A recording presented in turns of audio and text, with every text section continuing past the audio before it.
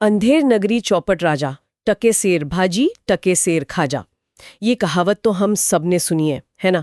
और शायद इसकी कहानी भी जानते होंगे।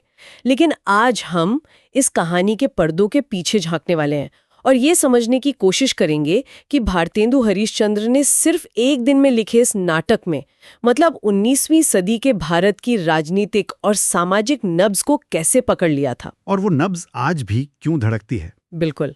और आज हम सिर्फ कहानी नहीं दोहराएंगे, बल्कि उसके गहरे अर्थों को, उसके पर्तों को खोलेंगे।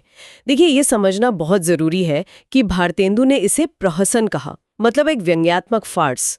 उस दौर में ज्यादातर गंभीर उपदेश वाले नाटक लिखे जा रहे थे, तो हास्य और बेतुकेपन का इस्तेमाल करना अपने आप में ही एक पॉलिटिकल कदम था। वो हंसी की आड़ में वो सब बातें कह गए जो शायद सीधे सीधे कहना खतरनाक हो सकता था। एक दिन में लिखा गया एक राजनीतिक हथियार, ये तो कमाल की बात है। तो चलिए इस अनोखे नाटक की परतों को एक एक करके खोलते हैं। शुरुआत होती है एक महंत से, और उनके दो चेले हैं, नारायण दास और गोवर्धन दास।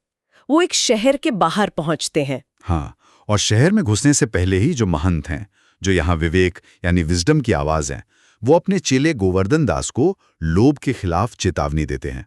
वो कहते हैं ना, लोभ पाप का मूल है, लोभ मिटावत मान। और ये सिर्फ एक नैतिक उपदेश नहीं है, ये नाटक का केंद्रीय संघर्ष है, विवेक और लालच के बीच की लड़ाई, जो पहले ही सीन में स्थापित हो जाती है। और इस लड़ाई की परीक्षा तो तुरंत ही हो जाती है जब गोवर्धन दास शहर के बाजार में पहुंचता है। यहाँ हमें अंधेर नगरी का असली चेहरा दिखता है। हर चीज का एक ही दाम है, तके सेर, भाजी खाजा कबाब सब कुछ। ये सिर्फ एक मजाकिया ख्याल तो नहीं लगता, इसके पीछे कोई गहरा आर्थिक व्यंग्य है ना? हाँ, बहुत गहरा, बहुत गहरा। ये असल में मूल्य के पतन का, मतलब कोलैप्स ऑफ वैल्यू का प्रतीक है। जब आप अच्छी, बुरी, जरूरी, गैर जरूरी हर चीज को एक ही तराजू पर तौलते हैं, तो आप तर्क और विवेक दोनों को ही छोड़ देते हैं।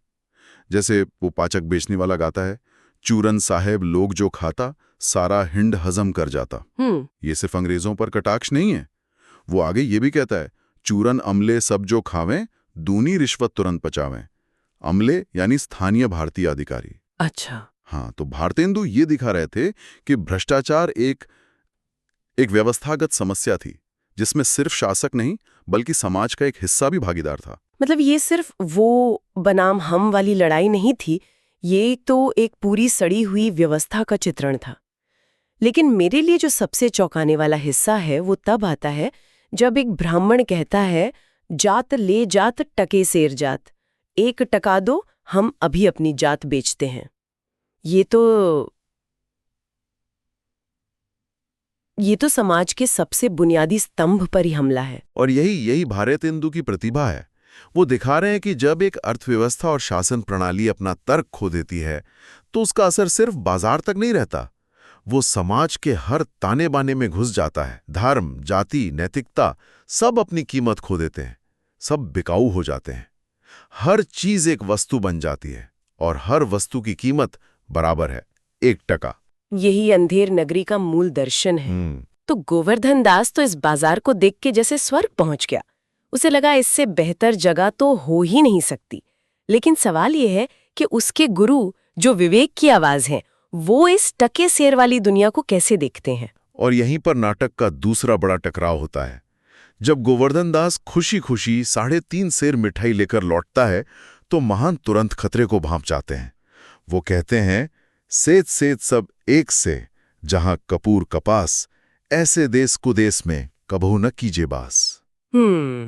ये बहुत महत्वपूर्ण है। वो कह रहे हैं कि जहां सफेद दिखने वाले कपूर, जिसमें सुगंध है, मूल्य है, और सफेद दिखने वाली साधारण कपास में कोई फर्क ही ना हो, वो जगह रहने लायक नहीं है। ये तो सिर्फ एक जगह छोड़ने की सलाह नहीं है, ये तो एक चेतावनी है कि ऐसी किसी भी व्यवस्था से दूर रहो जहां गुण और अवगुण का भेद ही मिट जाए। वो आगे कहते भी हैं, कोकिला बायस एक सम पंडित मूर्ख एक। बिल्कुल, जहां कोयल और कौवे की आवाज में और पंडित और मूर्ख के ज्ञान में कोई फर्क ना हो, वहां नहीं रहना चाहिए। ये विवेक और लालच की सीधी टक्कर है। गोवर्धन दास को सिर्फ सस्ता और भरपेट भोजन दिख रहा है, जो लालच का प्रतीक है, और महंत को उस भोजन के पीछे छिपा नैतिक और सामाजिक पतन, वो विवेक का प्रतीक है। और गोवर्धन दास रुकने का फैसला करता है, और यहीं से वो अपने विवेक यानी अपने गुरु को त्याग कर लालच यानी सस्ती मिठाई को चुन लेता है। गुरु उसे चेतावनी देकर चले जाते हैं कि संकट में याद करना। आर्थिक और नैतिक केओस से निकलकर अब दरबार के न्यायिक केओस में पहुंचती है। हम चौपट राजा के दरबार में है जो नशे में ऊँघ रहा है। हाँ, और यहाँ हमें उस टकेसेर वाले दर्शन का प्रशासनिक रूप देखने को मिलता है।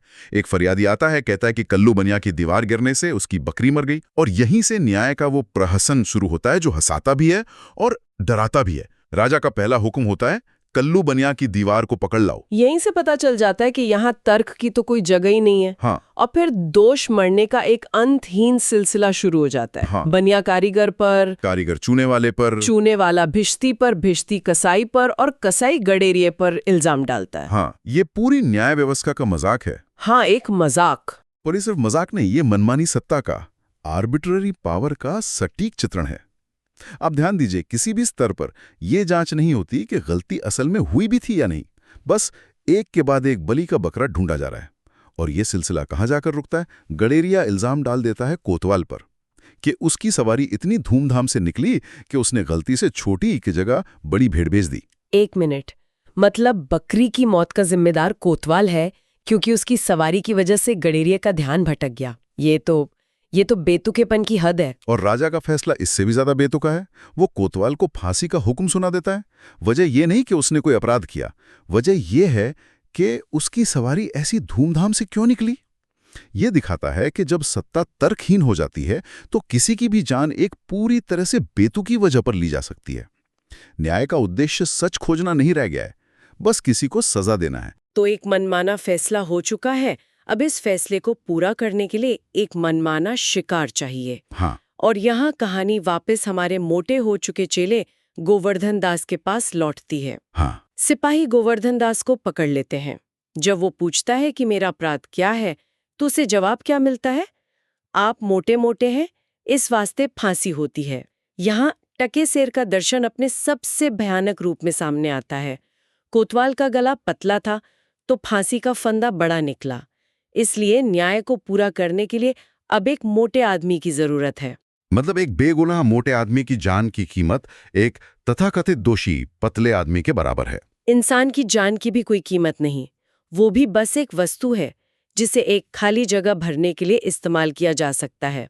गोवर्धन दास का लालच जिसने उसे मोटा किया, अब उसी की मौत का कारण बन रहा है। बिल्कुल, उसका भौतिक लालच ही उसे मौत के मुंह तक ले आया। लेकिन जब उसे शमशान ले जाया जाता है तो वो अपने विवेक को याद करता है, अपने गुरु को, और महंत वहां प्रकट होते हैं। अब यहां नाटक का सबसे शानदार हिस्सा आता है। महंत उस मूर्ख व्यवस्था से तर्क से नहीं लड़ते। तो वो क्या करते हैं फिर? वो उस व्यवस्था की मूर्खता का ही इस्तेमाल उसके खिलाफ करते हैं। वो गोवर्धन दास के कान में कुछ कहते हैं और अचानक दोनों फांसी पर चढ़ने के लिए लड़ने लगते हैं। चेला कहता है मैं चढ़ूंगा, गुरु कहते हैं नहीं मैं चढ़ूंगा।